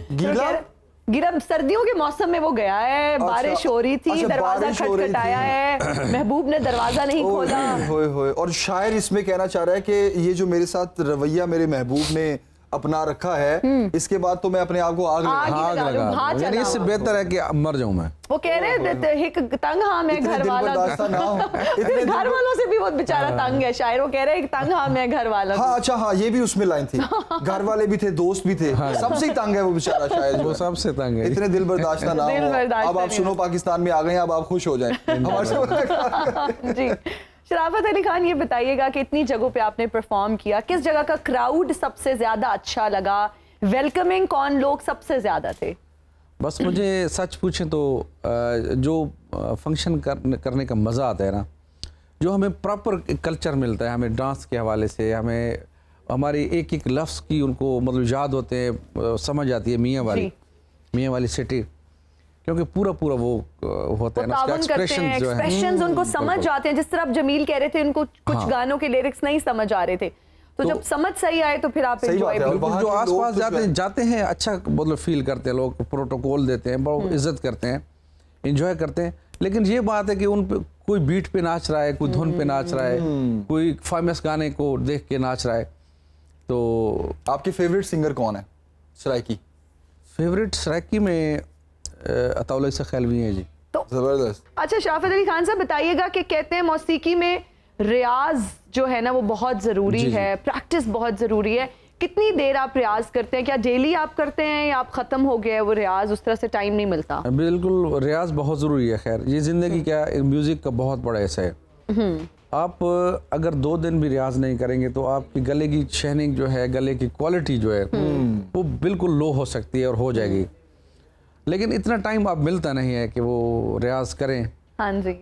लेकिन अब ये होता है कि जब ऑडियो करना होता है, हाँ जी, हमने एक अच्छा प्रोजेक्ट करना होता है, तो उससे पहले जो 1 हफ्ता 2 हफ्ते पहले मतलब ऑयली चीज़ें खाना बंद कर देते हैं, ठंडी चीज़ें पीना बंद कर देते हैं। उसकी रियाज, उसकी मतलब गाने की रिपीटेबिलिटी जो वो होती रहती है हमारी। तो ये होता है कि रियाज ज़रूरी है, बहुत ज़रूरी है। और सुबह के टाइम जो है आप निहार मुँह जी तकरीबन 1 घंटा होना चाहिए। अच्छा, सुबह उठते ही रियाज करना चाहिए। खाने पीने का भी बड़ा ध्यान रखते होंगे, बिल्कुल, ठंडे खट्टे से भी परहेज करते बिल्कुल होंगे। जी बिल्कुल। तो जब कहीं पे जाते हैं इतने जबरदस्त खाने के साथ जब कोल्ड ड्रिंक्स आती हैं, फिर कैसे दिल नहीं करता पीने का? बहुत दिल करता है लेकिन मैं चाय शौक से पीता हूँ। चाय पीते हैं? हाँ, चाय शौक से पीता हूँ, और चाहे खाना ना मिले लेकिन चाय मिल जाए। अच्छा शराफत अली खान साहब, एक मेरे दिमाग में एक शरारती सवाल आंदा पिया। अच्छा सुनने कि तेरे फोक गुलकार होने बोरियां भर के पैसा नहीं घर खड़े ने ए बोरियां सब लेंदे कि ये इसका आप ना सवाल पे सवाल पूछते। असल आप पहले यही वाला ना काउंटर सवाल। मैं हिना जी दे सरा की जवाब देसा कि आगे पैसा दी बोरियां भर के खड़े ने से, लेकिन हुण घा दी बोरियां भर के खड़े हुण जेड़ा इतना औखा टाइम आ गए, इतनी महंगाई थी गई। हां जी, तुसा ए कहो कि हुण तुसा बोरियां घिंदे हो पैसियां दी ते ਅਸੀਂ घा दी बोरियां घिंदे। अच्छा, तो हुण महंगाई बहुत ही गई है जी। तो लोग बात कोई देरे इवेंट वगैरह करवे ने तो वाला हुण हाल नहीं देरे। पहले लोगों को पैसा है, पैसे दी फरावानी आई, हुण लोग थोड़े जे मैंने लगता कंजूस भी थी गए ते महंगाई भी बहुत ज्यादा थी। थोड़ा जिहा फर्क लग गया जी कि अगे सानू जेड़े मिडल तबके दे लोग वो भी सदा सकते हैं। अच्छा, मतलब गरीब लोग करो ना शराफत अली खान साहब। तो दूसरे लोग हुण सदे मतलब इस चीज तो अगे मतलब शादियां दी तादाद ज्यादा नहीं, फंक्शनां दी तादाद ज्यादा होनी है, तो हुण वो इन जेड़े जरा फर्दे सरदे लोग हैं वो सदा सकते हैं, रजे कजी हुए लोग हैं। जी रजे। अच्छा शराफत अली खान साहब, ये बताइए कि फैमिली में और किसी को शौक है गुलकारी का, किसी और, या सिर्फ आप ही वाहिद? बस मुझसे शौक शुरू हुआ। और शागिर्दी में तो होंगे लोग आपकी? बस 2-3 लड़के थे पहले, तकरीबन आज से 5-7 साल पहले की बात है, लेकिन वो भी बस अपने घर को चले गए छोड़ के, जब हमने हारमोनियम सीख लिया तो। लेकिन ये कि शागिर्द को टाइम देना पड़ता है जी, उसको पूरा एक ईमानदारी के साथ। आपको किसने सपोर्ट किया घर में जब कहा, क्योंकि अक्सर जब कहा जाता है कि जी मैंने गुलकार बनना है, मैंने टीवी में जाना है, मैंने ड्रामा इंडस्ट्री को ज्वाइन करना है, तो बहुत सारा क्रिटिसिज्म आता है, बहुत ज्यादा तनकीद भी होती है कि जी कोई और कुछ और बन लो, डॉक्टर बन जाओ, इंजीनियर बन जाओ, गुलकार क्या बनना है। तो आपको क्या इस तरह का कोई क्रिटिसिज्म का सामना करना पड़ा? जब हाँ शुरू में बहुत मुश्किलें थी, क्योंकि छोटे थे तो उस वक्त बहुत सख्ती थी घर से निकलने से जी, अम्मी मतलब डांटती थी, मारती थी। उसके बाद छोटा भाई है मेरा अनवर बलोच, वो छोटा भाई है, उसने मुझे सपोर्ट किया। अच्छा। उसके बाद जब ये काम चलने लगा तो हमारी टीम में अर्शी भाई आ गए, आमिर भाई आ गए, मुकद्दर भाई आ गए, और मेरे मामू थे। इन लोगों ने मुझे काफी सपोर्ट किया और अभी तक मैनेज कर रहे हैं, मुझे अभी तक कर रहे हैं अल्हम्दुलिल्लाह। अरे वाह, माशाल्लाह। अच्छा, आपने कहा कि टाइम नहीं होता, तो इसके अलावा भी कोई मसरूफियत होती है आपकी गाने के अलावा? गाने असल ये इतना टफ प्रोजेक्ट है कि इसको जितना भी आप टाइम दे वो कम है, यानी बहुत काम मांगता है, ये बहुत टाइम मांगता है। तो रूटीन लाइफ में मतलब कोई और भी मसरूफियत है आपकी? मसरूफियत और खास नहीं है, लेकिन यही बहुत टाइम टेकिंग काम है। मैं सोच रहा हूँ ना कि अगर इवेंट्स भी नहीं है और आपके पास टाइम भी नहीं है, इसका मतलब है फिर इवेंट्स और लाइक मतलब लोग आप माशाल्लाह इतने आपके नहीं, इवेंट्स अब शुरू हो गए, क्योंकि इवेंट्स का होता है सीजन शुरू हो गया है ना, सीजन होता है ना। हाँ, इसमें तो टाइम मिलना, बहुत ज्यादा सख्त गर्मी में वो सीजन नहीं होता, शादियां भी इस तरह से नहीं हो रही थी। अच्छा, शराफत अली खान साहब, आप हमसे भी ज्यादा टिपिकल बोलते हैं सराइकी। हाँ जी, बिल्कुल बिल्कुल। हाँ जी, हाँ यस, हिना की सराइकी में ज़बान बहुत अच्छी है। देखें, हमें इसी चीज़ की ज़रूरत थी, और चूँकि हम सराइकी से हैं तो इन जैसे लोग जो है अगर वो प्रमोट कर रहे हैं हर चैनल पे, हर टीवी पे आके, तो आपकी मेहरबानी, बहुत शुक्रिया। नहीं, मैं इस बात पे तो अक्सर हिना को अप्रिशिएट करता हूँ कि हम बहुत मॉडर्न होने की कोशिश करते हैं और दुनिया को मीट करने की कोशिश करते हैं, लेकिन अपना आप नहीं भूलना चाहिए। और Hina one of the example कि वो सराइकी बोलते हैं, भी अक्सर ये फोन पे भी बात कर रही हो घर पे सराइकी में, हम इर्द गिर्द के लोग जो है वो सुन रहे होते हैं, अच्छा पता नहीं क्या बात, अच्छा वो शायद हो सकता है इसलिए भी बात कर रही हो कि हमें समझना है, ऐसे भी हो सकता है। अच्छा, ये देखिए कि हम बच्चे जो हमारे हैं वो सराइकी बोलते हैं घर में, बिल्कुल स्कूल में जाके वो बोलते हैं उर्दू में। तो अब लोग कहते हैं यार बच्चों के साथ क्यों उर्दू नहीं बोलते? मैंने कहा यार न दादी को उर्दू आती है, न माँ को आती है, न कौन बोलेगा हर वक्त इनके साथ। बिल्कुल। और मुझे लगता है कि हमारी ये जबान जो है ये हमारा असासा है। अगर हम इसकी कदर नहीं करेंगे, हम अपने कल्चर को भूल जाएंगे, अपनी जबान से हम दूरी इख्तियार कर लेंगे। नहीं होना चाहिए, कभी भी नहीं डाई होना चाहिए, ये बच्चों को मुंतकिल होना चाहिए, ताकि ये ना हो कि एक टाइम पे आके कोई बोलने वाला ही ना हो। मुझे लगता है बच्चों को कोई जबान आए ना, आपकी जो मादरी जबान है, आपकी जहाँ से आप जिस इलाके से आपका ताल्लुक है, चाहे आप सिंधी हैं, चाहे आप बलोची हैं, चाहे आप पेशावर से यहाँ पठान है, किसी भी ऐसे इलाके से, आपको आपके बच्चों को रीजनल लैंग्वेज आना बहुत जरूरी है। और वो आपकी जो मादरी जुबान है आपको उस पर फख्र होना चाहिए, ना कि आप उसमें पड़ोसी मुल्क हैं वो कोशिश करते हैं कि वो अपनी जबान में, वो ना इंग्लिश बोले ना उर्दू बोले, वो अपनी जबान में वो कोई बात कहें ताकि वो अपनी बात को, अपनी जबान को मुतारफ करवा सकें। बिल्कुल इसी तरह आप सही कह रहे हैं। मुझे बताइए आजकल किन प्रोजेक्ट्स पर काम चल रहा है? क्या कोई एल्बम्स बन रही हैं? क्या मसरूफियात हैं? जी बिल्कुल, वॉल्यूम स्टार्ट किए हुए हैं हमने, 3 गाने जो है वो इंशाल्लाह वो उनका प्रोग्राम है करने का, उनका ऑडियो करेंगे, फिर उनका वीडियो करेंगे इंशाल्लाह, और वीडियो में आपको भी ज़हमत देंगे इंशाल्लाह हमारा प्रोजेक्ट में आने की। अच्छा जी, ये तो बताया नहीं आपने ना? ये तो मुझे भी अभी पता चला है, बैठे बैठे ऑफर आई है मुझे। अच्छा, तो अभी निगोशिएशन कर लें या ब्रेक ले लें? ब्रेक में निगोशिएशंस करेंगे। अच्छा, शराफत अली खान साहब, सबसे पहले तो आपकी तशरीफ आवरी का बहुत शुक्रिया। हम आपको फिर भी बुलाएंगे अपने प्रोग्राम्स में। बहुत अच्छा लगा आपसे मिलके। हमें आप जैसे जो है वो फोक सिंगर्स की जरूरत है जो कि सराइकी म्यूजिक को प्रमोट करें, फोक सिंगिंग को प्रमोट करें, म्यूजिक को प्रमोट करें। बहुत शुक्रिया शराफत अली खान साहब, बहुत अच्छा लगा आपसे मिलके। और इसमें कोई शक नहीं है कि लोक गायकी को आपने जिंदा रखा हुआ है, और अताउल्ला ईसा खेलवी हों, शिफाउल्ला रोखड़ी हों, उसके बाद जो एक बड़ी आवाज़ मियाँ वाली की है वो आप हैं। माशाल्लाह, अल्लाह ताला आपको मज़ीद तरक्की दें। और अभी नाज़रीन एक ब्रेक लेते हैं, ब्रेक के बाद हाजिर। देखते रहिए Suno Pakistan. And we are right back after the break. You are watching Suno Pakistan. और अब हम बात करेंगे नेल आर्ट की। बहुत सारे लोग ये सोच रहे होंगे कि नेल आर्ट है क्या, इसमें तफसीलन तो हमें अमन ही बताएंगी। नेल आर्ट जो है, अक्सर ख़वातीन को बनाओ सिंगार का बहुत शौक होता है, तो अगर बनाओ सिंगार की बात की जाए, उसका एक बहुत अहम जुज़ जो है वो नेल्स की जो है क्लीनलीनेस, उनका ख्याल रखना, अच्छे नेल कलर्स की सिलेक्शन। और कहा यह जाता है कि अगर आपने किसी की सफाई, अगर ख़वातीन में उनको देखना है कि वो कितनी साफ है, अपना कितना ख्याल रखती हैं, तो उनके नाखून देखें, उनके नाखून और उनके पैर देखें कि अगर आपके पाँव साफ हैं, पाँव की सफाई। अच्छा, नेल आर्ट के साथ साथ लाइक जो मैनी पेडी है, मैनीक्योर पेडिक्योर, आपके हाथों की और पाँव की सफाई लड़कों में बहुत ज्यादा इन होती जा रही है। और आपने जो नेल आर्ट की बात की, अच्छा आपको पता है ख़वातीन का नेल आर्ट तो ये है ना कि नेल पेंट लगा लिया और उस पे आर्ट और बड़े 3D उस पे प्रिंट्स आना शुरू हो गए हैं। अब अगर आप जाए ना हाल रोड जाएं या मोबाइल की कौन सी मार्केट है, हफीज सेंटर जाएं, तो ना लड़कों का ना जो आखिरी उंगली होती है ना, उसका नेल थोड़ा सा बड़ा होता है। अच्छा, वाई? ठीक है, हाँ वाई। ये स्टाइल है? नहीं, वो उन्होंने ना फोन खोलना होता है। नहीं नो, तो ये भी एक नेल आर्ट है।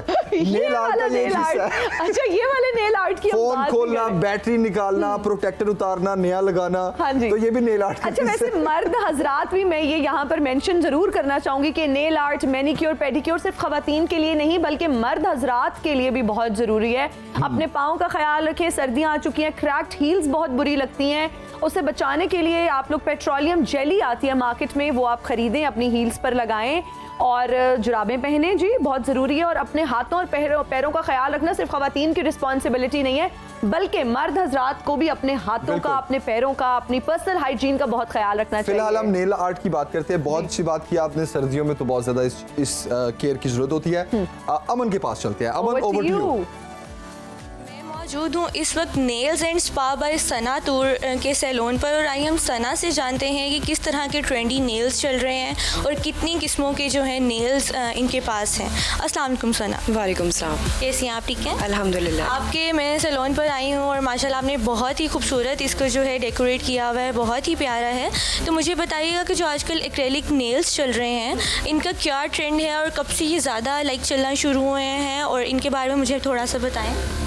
सबसे पहले तो थैंक यू सो मच कि आप हमारे पास आई। और सेकंड, ऐसा है कि पाकिस्तान में ये ट्रेंड अभी भी कुछ लोगों को नहीं पता है कि एक्रेलिक्स भी कुछ होते हैं, क्योंकि लोगों को लगता है कि हमारे नेल्स ख़राब हो जाते हैं एक्रेलिक्स करवाने के बाद, हालांकि ऐसा नहीं है। एक तो ये आपकी नेल्स की ग्रोथ को अच्छा करता है, जिसका नेल बेड ख़राब है उसको रिपेयर करता है और डैमेज होने से बचाता है। जी बिल्कुल सना, ठीक है। और मुझे ये बताएंगे जो आपकी जो नेल्स हैं, इसकी टाइम लिमिट क्या है और कितने अरसे के बाद जो है ये रीफिल होता है? इसकी टाइम लिमिट जो है वो 1 मंथ की है, लेकिन उसके बाद में आपको रिफ़िल करवाना होता है। और रिफ़िलिंग डिपेंड करती है आपके नेल्स की ग्रोथ पे, कि अगर आपकी नेल की ग्रोथ बहुत अच्छी है तो आपको 15 डेज़ बाद आना होता है, और अगर अच्छी नहीं है, आप नेल बाइटर हैं, तो आप 1 मंथ के बाद भी आ सकते हैं। ठीक है सना। अच्छा, मुझे ये बताएं कि जो नेल्स की शेप होती है वो हर लड़की की डिफरेंट होती है, तो ऐसी कौन सी शेप है इन नेल्स में जो हर लड़की के हाथ पर जो है अच्छी लगती है? क्योंकि किसी के हाथ जो है मोटे होते हैं, फिंगर्स जो हैं कुछ के बहुत पतले बारीक होते हैं, तो कौन सी ऐसी है जो शेप जो अच्छी लगती है? शेप्स तो इसमें बहुत सी हैं, स्टेलिटो है, आलमंड है, स्क्वायर है, कॉफिन है, लेकिन सबसे ज़्यादा जो इन है और मेरा ख्याल है जो हर औरत के हाथ पे सूट करती है, दैट इज़ कॉफिन, जो आपको बहुत स्मार्ट लुक देती है।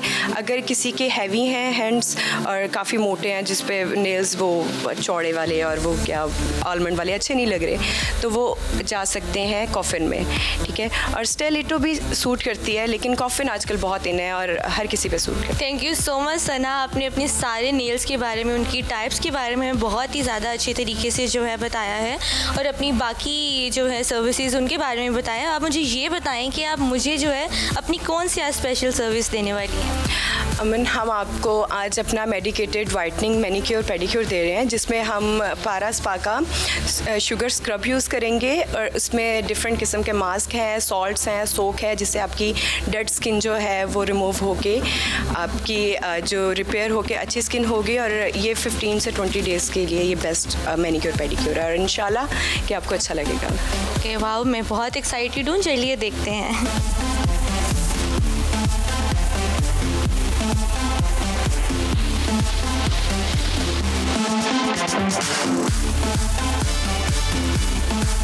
जैसा कि आपने देखा कि मेरे nails and spa by Sana Toor से जो है इनकी सर्विसेज ली हैं, जिसके अंदर इन्होंने मेरा वाइटनिंग, मैनिक्योर, पेडिक्योर किया है, जो कि बहुत ही अच्छा था। लाइक इनका जो स्टाफ है वो इतना ट्रेंड है कि इन्होंने मेरे जितने भी प्रेशर पॉइंट्स होते हैं मैनिक्योर पेडिक्योर में, उनको लाइक इनका पता था, प्रेशर पॉइंट्स का पता था, मसाज का पता था, स्क्रबिंग, मास्क, सब कुछ जो है बहुत ही अच्छा था। और इसके साथ ही साथ इन्होंने मेरे जो है gel, I think gel French nails किए हैं, जो कि बहुत ही खूबसूरत लग रहे हैं और ये मेरे किसी भी आउटफिट के साथ जा सकते हैं। और इनका कहना ये है कि क्योंकि फेक नेल्स नहीं, इन्होंने मेरे ही नेल्स के ऊपर जो है ये सारा जो है जेल लगाई है और उसके साथ फ्रेंच नेल्स किए हैं, लेकिन फिर भी ये अप टू 15 डेज़ मेरे ये चल सकते हैं। और इसके बाद मैं इन्हीं के पास आकर इनको रिमूव भी करवा सकती हूँ, और ये वैसे भी जब 15 डेज़ के बाद ही उतरना शुरू हो जाते हैं, तो मुझे इतनी प्रॉब्लम नहीं होगी इनको उतारने में। तो मुझे बहुत मज़ा आया, बहुत ही रिलैक्सेशन फ़ील हुई और मेरा बहुत एक्सपीरियंस अच्छा था।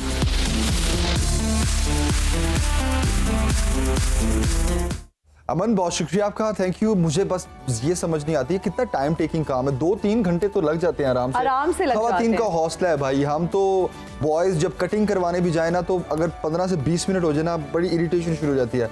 और लड़कियां घंटों यूं हाथ लेके बैठी रहती हैं, ठीक है, पहले ही कुछ नहीं करती हैं, और ये भी एक बात ना होता ये आपकी क्या बात है कि कुछ नहीं करती। लेके हाथ I disagree with what you just said। मेरी बात सुने, बहुत से ऐसे मर्द हजरात हैं जो कि बहुत टाइम लगाते हैं, सैलून्स जाते हैं। मुझे लगता है कि ग्रूमिंग का एक बहुत इंपॉर्टेंट हिस्सा है। इतना टाइम नहीं लगता। मर्द हजरात को भी सैलून जाना चाहिए, फेशियल्स कराने चाहिए। जितनी देर में नेल आर्ट होंगे ना, जितनी देर में खातून के 10 नाखून कंप्लीट होंगे ना, उतनी देर में मर्द का जो है ना वो फेशियल भी हो जाएगा, कटिंग भी हो जाएगी, शेव भी हो जाएगी, उसकी दाढ़ी का खत भी हो जाएगा और उसका मैनी पैडी भी हो जाएगा। चले, आपने क्या रहेगा? अगर कोई दूल्हा होगा ना तो दूल्हा भी तैयार हो जाएगा।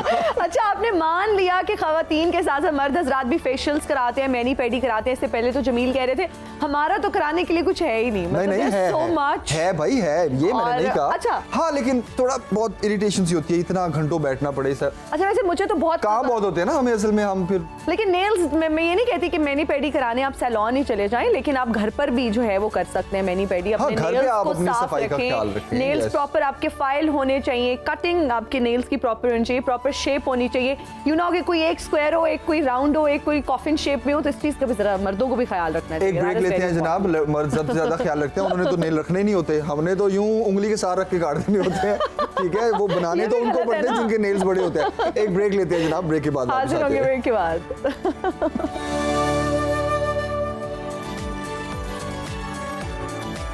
एक बार फिर खुश आमदीद, आप देख रहे हैं सुनो पाकिस्तान और अब बात करेंगे फीफा वर्ल्ड कप की जारी मैचेस की। इजहार बाजवा साहब और शहरजार वराइज हमें ज्वाइन कर चुके हैं, thank you very much guys. और आपके माशाल्लाह जो स्पोर्ट्स का दूसरा शो भी चल रहा है, वो भी देखने का, सुनने का आप लोगों को बहुत मजा आता है। और फीफा वर्ल्ड कप की जारी मैचेस के बारे में सबसे पहले तो स्पेन और मोरक्को की बात करते हैं। कल के मैच की, स्पेन मोरक्को से हार गया और फीफा वर्ल्ड कप से बाहर हो गया, कितना बड़ा अपसेट? ये बहुत बड़ा अपसेट है। स्पेन इस वर्ल्ड कप में they have not been firing on all cylinders. हालांकि पहला मैच उन्होंने हराया कोस्टारिका को 7-0, लेकिन उसके बाद 1-1 उन्होंने जर्मनी से ड्रॉ किया और आखिरी मैच भी जापान से हारे। वेरस मोरक्को का जो क्वालिफिकेशन रूट था, उन्होंने पहले 0-0 ड्रॉ किया क्रोएशिया के साथ, फिर उन्होंने बेल्जियम को 2-0 हराया और फाइनल मैच में कनाडा को 2-1 हराया। इस तरह उन्होंने 7 पॉइंट्स अपना ग्रुप टॉप किया। जो ये वाला मैच था उसमें बजाय दोनों टीमों की फॉर्मेशन एक जैसी थी, 4-3-3 दोनों ने खिलाए थे, 4 डिफेंडर से, 3 मिडफील्डर, 3 अटैकर। लेकिन जो स्ट्रैटेजी थी वो दोनों की बड़ी डिफरेंट थी। स्पेन हमेशा पोजेशन डोमिनेट करता है। पोजेशन को फुटबॉल में कहते हैं जिस टीम के पास ज़्यादा बॉल हो उसको पोजेशन कहते हैं। तो स्पेन ने ज़्यादा बॉल रखी, लेकिन बॉल ज़्यादा रखने के बावजूद वो गोल स्कोर नहीं कर सके, अपॉर्चुनिटीज़ नहीं क्रिएट कर सके। पर आखिरी इवन पूरे 120 मिनट ये मैच चला, लेकिन उसके बावजूद 3-4 क्लियर कट चांसेस इस मैच में बने, 2 स्पेन की तरफ से, 2 मोरक्को की तरफ से। एक 43rd मिनट में अग्वेड ने एक हेडर मिस किया मोरक्को की तरफ से। 95th मिनट पे ऑलमोस्ट स्पेन के अटैकर हैं, उन्होंने फ्री किक पे सेव फोर्स किया बोनो से। फिर 104वें मिनट में चदीरा अटैकर है मोरक्को के, उन्होंने 1-on-1 मिस किया। और आखिरी एक जो सबसे मैच का सबसे इंपॉर्टेंट या सबसे क्रूशल चांस था, 120वें मिनट में सराबिया है स्पेन के राइट बैक, उन्होंने पोस्ट हिट की। उसके अलावा बड़ा नर्व रैकिंग, नेल बाइटिंग और टेंस किस्म का मैच हुआ। और शायद ये मोरक्को की स्ट्रेटजी थी, क्योंकि स्पेन हमेशा से वर्ल्ड कप में पेनल्टीज में मिस फायर करता है। उनका रिकॉर्ड बहुत अच्छा नहीं, 2018 में भी वो रशिया से पेनल्टीज, क्रोएशिया से पेनल्टीज पे हारे थे, और 2002 में भी साउथ कोरिया से वो पेनल्टीज पे हारे थे। तो इस वजह से शायद मोरक्को ने इस चीज़ का फ़ायदा उठा के इस चीज़ को कैपिटलाइज किया, और उनकी स्ट्रैटेजी थी कि हम गेम को पेनल्टीज तक लेके जाए। जब पेनल्टीज पे बात की, पेनल्टीज ऑलवेज अ लॉटरी, और स्पेन के जो प्लेयर्स थे तीनों ने पेनल्टीज मिस की। बुस्केट्स ने मिस की, सराबिया ने मिस की, और सोबर ने मिस की। तो वेयर जो मोरक्को के प्लेयर्स उन्होंने बहुत अच्छी पेनल्टीज ली, और जियाश था दूसरा, और मोरक्को के प्लेयर्स, और जो उनका कीपर था मोरक्को का बोनो, उसको क्रेडिट जाता है कि उसने बहुत अच्छे पेनल्टी सेव किए। लुइस एनरिके जो स्पेन का कोच है, उसने प्रेस कॉन्फ्रेंस जब पहले मैच से प्री मैच कॉन्फ्रेंस जो है उसने की, तो उन्होंने कहा कि हम we are prepared for any eventuality which means के पेनल्टीज़ के लिए भी, और हमने प्रैक्टिस के लिए एज अ होमवर्क 1000 पेनल्टीज ली हैं। फ़ायदा तो कोई नहीं हुआ उनको। यही कहने लगा। दूसरी, स्पेन एक बड़ी ना प्रिडिक्टेबल गेम खेलती है। एवरीबडी नोज कि इनका गेम प्लान क्या होगा। ठीक है। उनकी जो क्वालिटी है वो ये है कि वो गेम प्लान इतना अच्छा एग्जीक्यूट करते हैं कि वो मैचेस जीत जाते हैं। बट अगर आप उनके गेम प्लान को काउंटर करने के लिए अपनी स्ट्रेटजी अच्छी बना लो, विच जो मोरक्को ने की है, और अपना डिफेंस को बड़ा रेजोल्यूट रखो, उनको जो है वो चांसेस ना बनाने दो, फाइनल थर्ड के अंदर अच्छे पासेस ना करने दो, तो फिर स्पेन को हराया जा सकता है, और हराते भी रहते हैं। लेकिन this was a very big upset. But इजहार ने भी यही प्रिडिक्ट किया था, और मैंने भी यही प्रिडिक्ट किया था कि मोरक्को जीत जाएगा, बिकॉज जिस फॉर्म में ये लोग खेल रहे हैं, और हम सब मुसलमानों की दुआएं भी इनके साथ हैं, तो वी थॉट कि इन्होंने मोरक्को ने इनको हरा देना। शहरियार की बात को मैं ऐड ऑन करूंगा। कल स्पेन के पास 77% पोजेशन थी, जबकि मोरक्को के पास 23rd थी। स्पेन ने कल 926 पासेस किए, मोरक्को ने 216 पासेस थे। आप यकीन मानने के 710 नंबर ऑफ पासेस में 710 का बहुत बड़ा डिफरेंस है। लेकिन उसके बावजूद, इतनी पोजेशन और पासेस करने के बावजूद, जो फाइनल थर्ड है उसके अंदर they lack creativity, they lack spark, they lack the killer instinct which is required to win such matches. You are right, बिल्कुल। शायद दुआएं थी मोरक्को के साथ, और मोरक्को ये मैच जीता। और पुर्तगाल वाले मैच पे पोर्चुगल जो है वो they have been one of the most attacking and clinically finishing teams in this World Cup.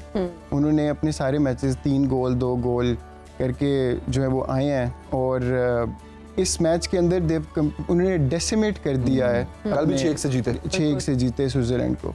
और इसके अंदर इंटरेस्टिंगली इनफ रोनाल्डो की, अभी हमने पैकेज की बात की, रोनाल्डो को कोच ने सब किया। रोनाल्डो जो है वो मैच स्टार्ट नहीं किया, उसकी जगह एक और प्लेयर है 21 साल का, जो इसने अभी डेब्यू जो है पिछले महीने किया है, वो उसको चांस दिया गया, और उसने रैमोस, और उसने 3 गोल किए, और दे वर कम्प्लीटली डोमिनेंट, और Switzerland didn't have the defensive capabilities to stop them. Portugal जो है वो इस पूरे वर्ल्ड कप के अंदर बहुत ही ज़्यादा अटैकिंग प्लेयर के साथ खेला है, which is very promising to see. मुझे 3-4 और टीम्स हैं, मैं ख्याल आगे क्वार्टर फाइनल्स की जब बात करते हैं हम, तो उसके ऊपर we can lay them down, but ये 3-4 टीम्स हैं जो बहुत अच्छी कंटेंडर्स है for the world cup. Shahriyar की बात को मैं ऐड ऑन करूंगा। जब हम बात करते हैं रोनाल्डो और मेसी की, हम ये भूल जाते हैं कि ये भी इंसान है। अब ये दोनों एज के हिस्से में है कि they're at the twilight of their career, दोनों 35-34 साल की उम्र में। फुटबॉल में 30 साल के बाद आपका ग्राफ डाउनवर्ड जाना शुरू हो जाता है। तो रोनाल्डो भी उस स्टेज पे है, और ये इनके कोच का, पोर्चुगल के कोच का बहुत बड़ा दिलेराना फैसला था कि उन्होंने रोनाल्डो को नहीं खिलाया, उसकी जगह रैमोस को चांस दिया, जो कि एक यंगस्टर है, 21 साल की उम्र से बेनिफिका से खेलते हैं, और अभी तक इतने कोई इनकी कोई पुरानी पेडिग्री नहीं है। लेकिन आज कल वाले मैच में he has announced himself on the international stage. बहुत प्यारे गोल किए, पहला गोल भी बहुत प्यारा था, उसने टर्न करके एक बड़े टाइट एंगल से गोल किया। दूसरा गोल उसका बहुत प्यारा, कह लें कि पोचर्स फिनिश था, राइट से क्रॉस आया डालो का, उसने उसको कन्वर्ट कर आखिरी गोल, और बहुत अच्छा था, उसने डिंक किया, चिप किया कीपर के ऊपर से। और इंटरेस्टिंग बात उसकी ये रही कि व्हेन ही वाज 2-0, जब उसके 2 गोल हो गए थे, उसको एक मौका मिला जहां वो खुद भी गोल कर सकता था और दूसरे प्लेयर के लिए असिस्ट भी निकाल सकता था। उसने गरेरा के लिए असिस्ट निकाली। That was an unselfish act on his part कि उसने अपनी हैट्रिक की कोशिश नहीं की, दूसरे प्लेयर को खिलाया। तो एक कंप्लीट परफॉर्मेंस थी पोर्चुगल की तरफ से। लेकिन डिस्पाइट दैट मैं स्टिल बैक करूंगा कि मोरक्को पोर्चुगल को सेमी क्वार्टर फाइनल्स में हरा देगी।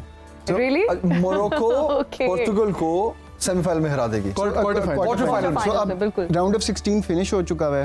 अब कल जो है वो एक दिन इनका आज 2 ब्रेक डे, कल का परसों और जुम्मे से मैचेस शुरू होंगे जो क्वार्टर फाइनल, और वो क्वार्टर फाइनल जुम्मे को 2 क्वार्टर फाइनल्स हैं। एक अर्जेंटीना वर्सेस नेदरलैंड्स है। अर्जेंटीना ने ऑस्ट्रेलिया को 2-1 हराया, जबकि नेदरलैंड्स ने यूएसए को 3-1 हराया। दूसरा quarter final Brazil versus Croatia है। ब्राजील ने 4-1 साउथ कोरिया को हराया राउंड ऑफ 16 में, और क्रोएशिया ने पेनल्टीज पे जापान को हराया। 2 क्वार्टर फाइनल सैटरडे को हैं।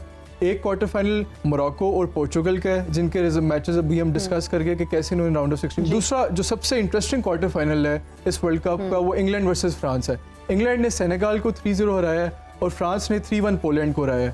तो ये बड़ा वर्ल्ड कप एक दिलचस्प और सनसनीखेज मराहिल में दाखिल हो चुका है। तो इंग्लैंड और फ्रांस की अगर बात करें कि ये इस तरह की इन्होंने परफॉर्मेंस दी है इस वर्ल्ड कप के अंदर अभी तक, ये one of the most dominant teams रही हैं, और ये अगर आप इन्हीं 2 टीम्स का अगर आप फाइनल भी कर लेते तो तब भी वो सॉर्ट ऑफ जस्टिफाइड भी होता। अच्छा। तो इनमें से एक बड़ी टीम जो है वो भी क्वार्टर फाइनल के टाइम पे निकल जाएगी, और लेकिन दूसरी तरफ जो है वो आई थिंक ब्राज़ील और क्रोएशिया के अंदर मैं क्या थोड़ी सी प्रेडिक्शंस कर लेते हैं दोनों जो मैं तो इंग्लैंड और ब्राजील का फाइनल मुझे दिखता हुआ। वैसे हम आपको कल भी बुलाएंगे, तो आप ये प्रेडिक्शंस जो है वो कल के लिए संभाल के रखें, अभी मैच में क्योंकि गैप है, सस्पेंस अभी रहने दें। फ्राइडे को मैच, यस, एक प्रेडिक्शन उन्होंने कर दी है, exactly. Let's hope for the best, देखते हैं क्या होता है। लेकिन बिल्कुल अब आगे बढ़े प्रोग्राम, अभी आगे बढ़ते हैं जनाब, और टाइम बहुत कम रह गया है। हमारा सेगमेंट है क्या आप जानते हैं, तो क्या आप जानते हैं कि सवाल जो है उसमें आप भी हमारा हिस्सा हैं, और पहला सवाल आप पूछेंगी। पहला सवाल मैं, अच्छा, आप यू हैव डिसाइडेड किया कि पहला जी क्या पूछना है? जी पूछें, मैंने ये पूछना है शेरियार और इजहार से, ये बताइएगा कि झींगे का दिल कहाँ होता है? झींगे का दिल कहाँ होता है? पहले आप बताएं झींगा होता क्या? आपको वाकई नहीं होता झींगा का? बताइए। प्रॉन, श्रिम्प, श्रिम्प का दिल कहाँ होता है? श्रिम्प का उसकी टांगों में। उसकी टांगों में।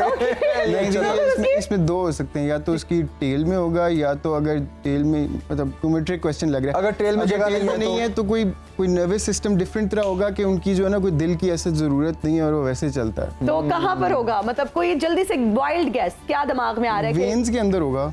आप यू वर क्लोज जब आपने नर्वस सिस्टम की बात की, जब आपने ये कहा कि अगर बिल्कुल I am impressed, you are the winner. हमने जल्दी कोई ना किसी गिफ्ट का भी एहतमाम करते हैं, जीतने वाले को गिफ्ट भी दिया करेंगे। जनाब आपसे मुलाकात होगी इंशाल्लाह कल, अपना बहुत ख्याल रखिए, फीडबैक देना ना भूलिएगा। सी यू टुमारो इंशाल्लाह, बाय बाय, टेक केयर, अल्लाह हाफिज़।